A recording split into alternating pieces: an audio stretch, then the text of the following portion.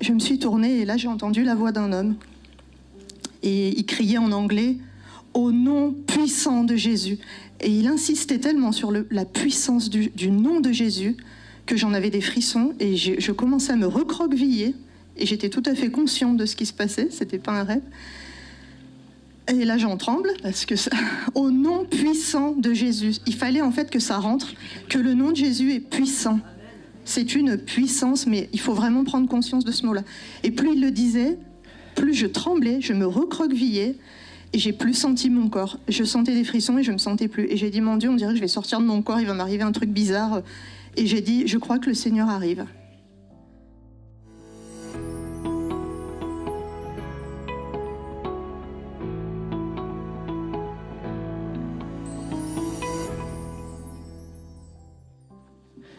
Bonjour à tous. En fait, moi, je voulais ce matin vous témoigner de quelque chose qui s'est passé cette semaine, de très fort. Parce que mardi soir, j'étais pas bien du tout. Et je savais, enfin, même mardi après-midi, on va dire, je savais pas ce que j'avais, j'arrivais plus rien faire. Et j'étais très faible, pas envie de travailler. Et moi qui suis toujours à 1000 à l'heure, ça m'a un peu perturbée, je me suis un petit peu alarmée. Et le soir, en couchant les enfants, je suis partie dans ma chambre et je me suis mise à pleurer, mais comme si j'étais remplie de péché. En fait, j'avais besoin de tout abandonner au pied de la croix. Donc je me suis agenouillée au pied du lit et j'ai vraiment prié. J'ai dit, Seigneur, comme vous le savez, j'ai perdu mon bébé à 5 mois de grossesse en août 2021 et depuis, c'était un peu le silence radio. Alors qu'avant, j'avais toujours des songes régulièrement, des visions, des choses comme ça. Et là, rien. Et donc j'ai pleuré parce que j'avais tellement soif de Dieu, je voulais entendre sa voix. Alors je l'ai imploré, j'ai dit, Seigneur, s'il te plaît, ne reste plus dans le silence parce que là c'est trop long. J'ai besoin d'entendre ta voix, j'ai besoin que tu me révèles des choses, une direction, quelque chose, mais j'ai pas envie de choisir moi-même ce que je dois faire. Je veux être guidée par le Saint-Esprit et pas par moi-même. Et puis vraiment mal, je pleurais. Puis après je suis partie me coucher, donc il se passe rien. Et jeudi soir par contre, j'ai fait, je me suis retrouvée dans le noir. Enfin, j'étais un peu entre deux eaux, j'étais dans le noir. Il n'y avait pas de lumière et j'ai failli entrer dans une voiture qui était posée devant moi. Il n'y avait rien d'autre qu'une voiture. Et j'ai senti que c'était un danger. J'ai crié « Au nom de Jésus !» Et j'ai cru que j'avais crié dans ma chambre. Enfin, je me suis réveillée, j'ai regardé l'heure, 4h08. Et je me suis tournée et là, j'ai entendu la voix d'un homme. Et il criait en anglais « Au nom puissant de Jésus ». Et il insistait tellement sur la puissance du nom de Jésus que j'en avais des frissons et je commençais à me recroqueviller et j'étais tout à fait consciente de ce qui se passait, c'était pas un rêve. Et là j'en tremble parce que au nom puissant de Jésus, il fallait en fait que ça rentre, que le nom de Jésus est puissant. C'est une puissance, mais il faut vraiment prendre conscience de ce mot-là. Et plus il le disait, plus je tremblais, je me recroquevillais. Et j'ai plus senti mon corps. Je sentais des frissons et je me sentais plus. Et j'ai dit, mon Dieu, on dirait que je vais sortir de mon corps, il va m'arriver un truc bizarre. Et j'ai dit, je crois que le Seigneur arrive. Et c'est ce qui est arrivé. J'ai entendu la voix du Saint-Esprit, audible, comme je vous parle. Je l'ai entendu très fortement. Et il m'a fait des petites réprimandes au début. Alors, on n'attend pas toujours ça. On a plutôt envie d'avoir des petites choses sympathiques. Mais non, le Seigneur a souvent des choses à nous dire. Et puis, il faut savoir les accepter. Et je savais que c'était pas la voix de l'ennemi parce que cet homme qui m'a annoncé au nom puissant de Jésus, je crois que c'était un ange. Je l'ai compris après, mais un ange ou un archange, quelqu'un en tout cas qui était très proche du Seigneur. Et quand j'ai entendu la voix du Seigneur, il m'a dit plusieurs choses. Et puis après, il m'a dit clairement, je veux un peuple qui me serve. Et il m'a dit, je ne t'ai pas demandé d'évangéliser.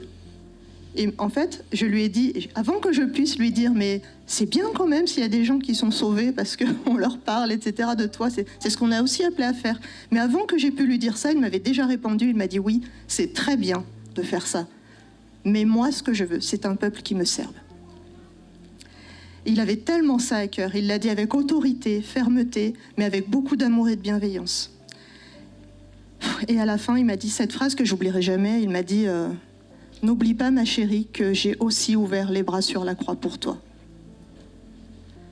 Et j'ai ouvert les yeux et je regarde 4h48. J'étais tout à fait consciente de ce qu'il y avait et je me suis mise à pleurer parce que j'ai senti dans ma chambre qu'il était là.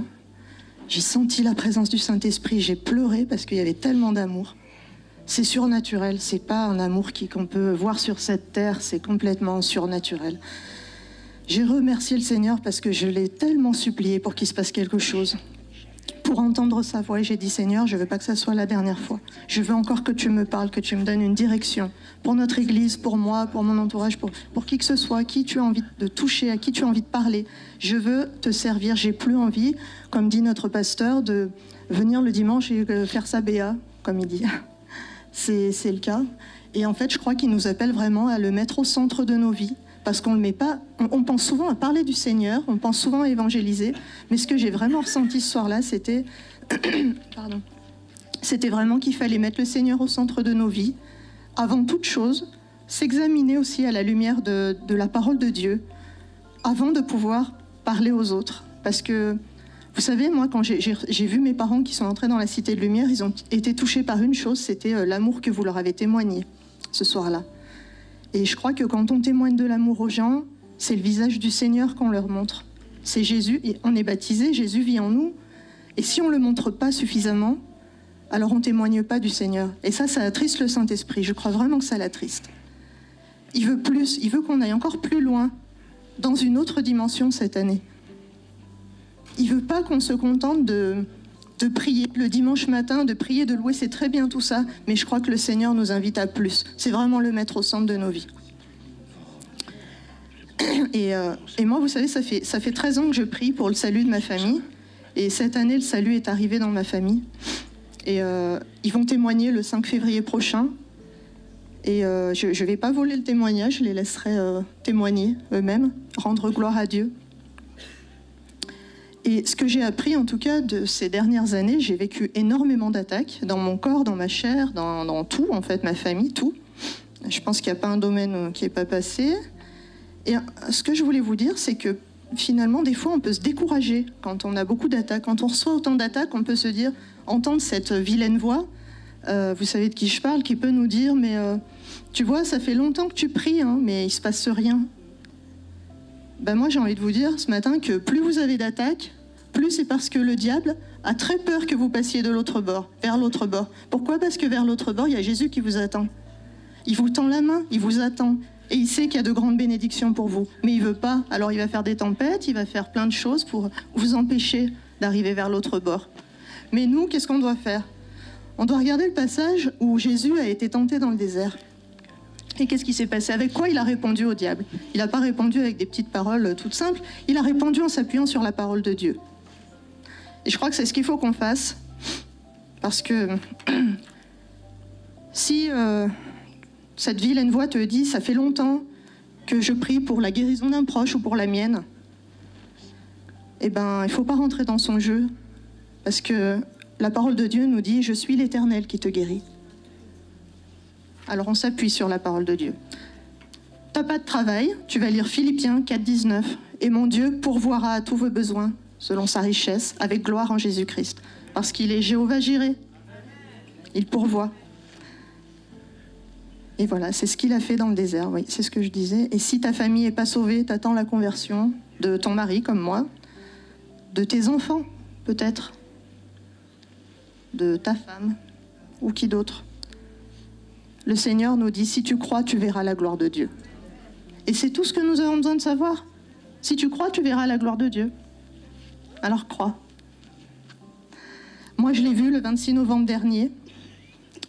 Et je rends grâce au Seigneur. Je rends grâce au Seigneur parce que pendant le séminaire, mes parents ont rencontré le Seigneur. Alors vous voyez, il n'y a rien qui est impossible à Dieu. Je bénis le Seigneur, je lui rends grâce et je le loue et je le louerai toute ma vie.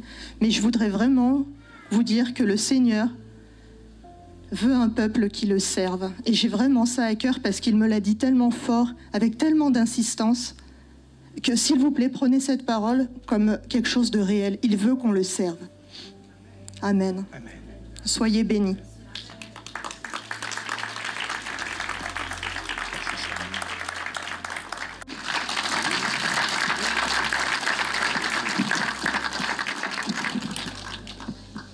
Sabrina, je te laisse présenter ton papa et ta maman.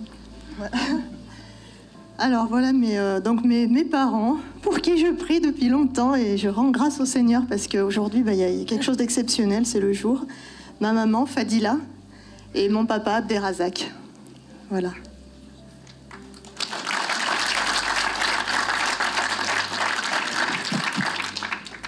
Alors bonjour à tous. Aujourd'hui, c'est à mon tour de vous raconter mon histoire. Je suis atteinte d'arthrose sévère et dégénérative depuis déjà plusieurs années. J'ai déjà été opérée au niveau des doigts. Ensuite, c'est mon dos qui a été attaqué. Merci. Ensuite, c'est mon dos qui a été attaqué. Mes cervicales aussi. Et ça me provoquait des migraines atroces. Depuis 4 ans, c'est ma hanche qui me fait mal. Ma jambe se dérobe, je tombe. J'avais pris rendez-vous pour me faire poser une prothèse au mois de janvier. Ça fait déjà plusieurs années que je m'étais soulagée que par la prise d'anti-inflammatoires et cortisone. Je ne pouvais pas passer une semaine sans prendre de médicaments. Je dormais mal car chaque mouvement me faisait mal. J'étais obligée de me déplacer à l'aide d'une canne car ma jambe se dérobait tout le temps. Je ne pouvais pas faire les courses, évidemment. Rester un après-midi chez un de mes enfants, c'était un calvaire parce que je ne pouvais pas rester assise trop longtemps. La douleur se lisait sur mon visage. J'étais toujours triste, agressive. J'avais mal tout le temps. Je vivais avec, mais je craignais l'avenir parce que c'était une arthrose dégénérative. Depuis maintenant plusieurs années, ma fille Sabrina, donc, me parle de Jésus. J'écoutais, mais sans vraiment m'y intéresser parce qu'on est d'origine musulmane. Elle me disait que Jésus pouvait guérir, qu'il suffisait d'y croire, simplement, et de s'approcher de lui, lui parler. Moi, je sais bien que Jésus existe puisqu'elle a été guérie d'un trou au cœur déjà. Une cardiopathie congénitale qu'elle avait depuis la naissance. Cardiopathie congénitale diagnostiquée lorsqu'elle est enceinte de 8 mois de Kylian. Ce trou s'est refermé alors qu'elle a prié pendant 1 an. Un jour, une maladie génétique du sang, la drépanocytose, a été diagnostiquée chez un de mes petits-enfants. Et puis, mon deuxième petit-fils a été aussi diagnostiqué d'une maladie rare du pancréas, entraînant la prise d'un médicament avec des effets secondaires très très lourds. Cela m'a mise en colère. J'espérais un miracle pour la guérison de mes petits-enfants. Sabrina nous a alors parlé du séminaire qui est organisé par votre église. Elle croit au miracle, alors nous avons dit, pourquoi pas, on va emmener Yoni. Si Jésus peut le guérir, espérons-le. Elle m'a dit que Jésus pouvait guérir de l'arthrose. Mon mari et moi, ils insistaient pour que je vienne, car ils craignaient que j'aille me faire opérer de nouveau. C'est alors que le 26 novembre, nous sommes venus le matin au séminaire, mon mari et moi. Nous avons été touchés par toute la bienveillance de cette église, de l'amour manifesté par vous tous. Nous nous sommes sentis bien. Les pasteurs Salvi et Marinella Greco ont imposé les mains sur mon petit Yoni, qui est là aujourd'hui, et j'ai pleuré parce que leur geste m'a beaucoup, beaucoup touchée. Sabrina et mon mari m'ont poussé à demander la prière pour la guérison de l'arthrose, mais moi, je n'osais pas. Alors, Sabrina a demandé à Louis, qui nous a invités à revenir le soir au séminaire, où le pasteur Marcel Coménian prêcherait, nous disant que ça allait être le feu. Nous avons vécu une soirée très riche en émotions. Ce soir-là, j'ai senti qu'il se passait quelque chose dans la salle. Je voyais les gens qui tombaient au sol. J'étais très sceptique. Je pensais que c'était surjoué. Parce que jusqu'à ce que le pasteur Marcel impose les mains sur mon mari en disant des choses que lui seul savait.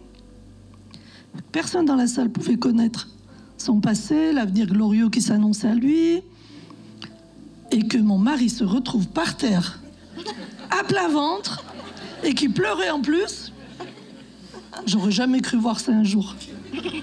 Ensuite, j'ai demandé à mon mari si tout ça était bien vrai. Je rêve pas. S'il y avait vraiment quelque chose, il m'a dit oui, je crois que c'est vrai. Alors, le pasteur Martinet a désigné mon mari du doigt car il avait vu une vision.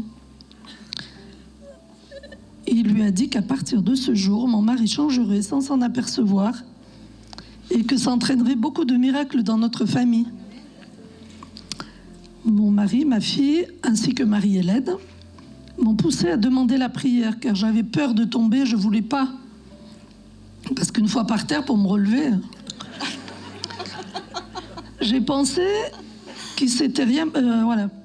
Le pasteur Marcel a imposé les mains sur moi, mais comme je ne suis pas tombée, j'ai pensé qu'il ne s'était rien passé, parce que je ne croyais pas encore. Ils m'ont ramené plusieurs fois sur le devant pour que je redemande. Le pasteur Marcel a alors dit que cette arthrose disparaisse de la tête aux pieds, au nom de Jésus de Nazareth. Mais moi, je n'ai rien senti toujours.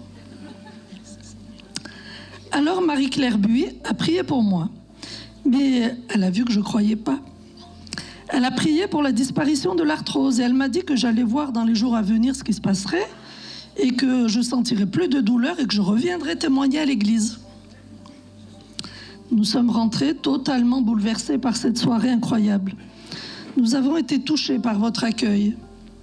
J'étais contente pour mon mari. Il a pleuré toutes les larmes retenues depuis toutes ces années. Parce qu'il pleure, je n'ai jamais vu pleurer en 40 ans de mariage. Donc, je l'ai senti enfin apaisé. Mais moi, j'ai toujours rien senti.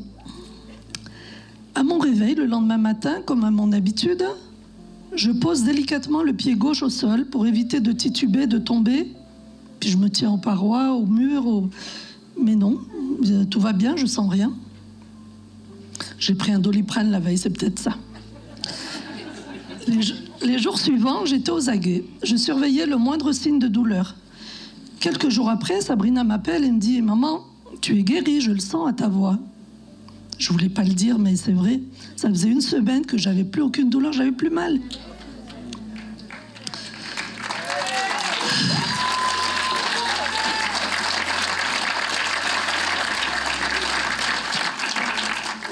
Depuis ce fameux jour du 26 novembre 2022, l'arthrose, elle est toujours présente dans mes radios, mais j'ai plus d'aucune douleur.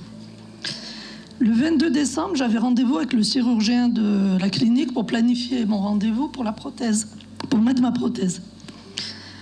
Le rendez-vous a duré 5 minutes. Le chirurgien m'a regardé et m'a dit « Mais pourquoi vous voulez mettre une prothèse? Vous allez bien? Vous avez pas mal ?» J'ai dit « Ok, je rentre chez moi. » Mais sachez quand même qu'une arthrose dégénérative, ça ne guérit pas. Peut-être l'année prochaine, on opère, on vous verrez. Mais pour l'instant, vous allez très bien. J'ai annoncé la bonne nouvelle à ma famille qui était soulagée que je ne repasse pas encore une fois sur la table d'opération. Aujourd'hui, ça fait 2 mois et 17 jours que je n'ai plus aucune douleur. Ouais.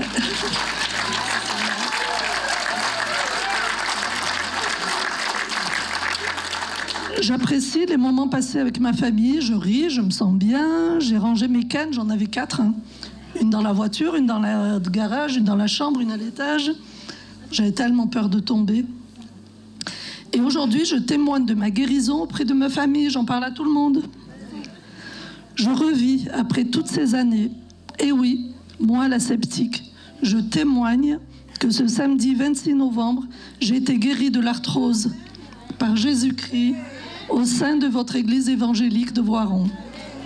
Merci Jésus.